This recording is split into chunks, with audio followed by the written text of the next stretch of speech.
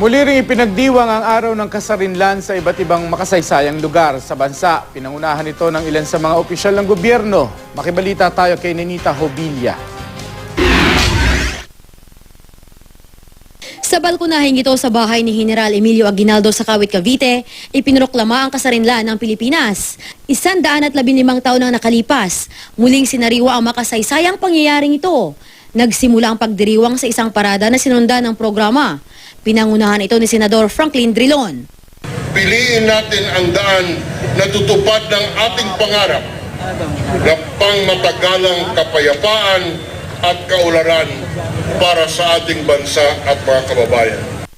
Sa kalagitnaan ng kanyang talumpati, tinangkang magprotesta ng isang grupo ng kabataan pero naharang sila ng mga otoridad.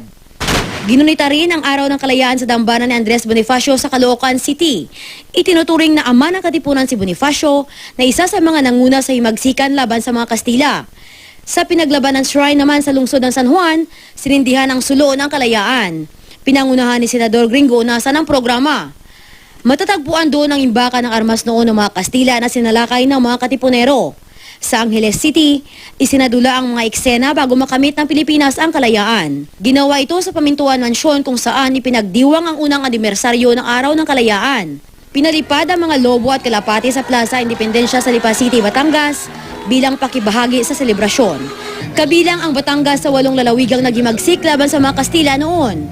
Idinaan naman ng mga taga-Iloilo ang kanilang pagdiriwang sa Freedom Ride ng mga siklista.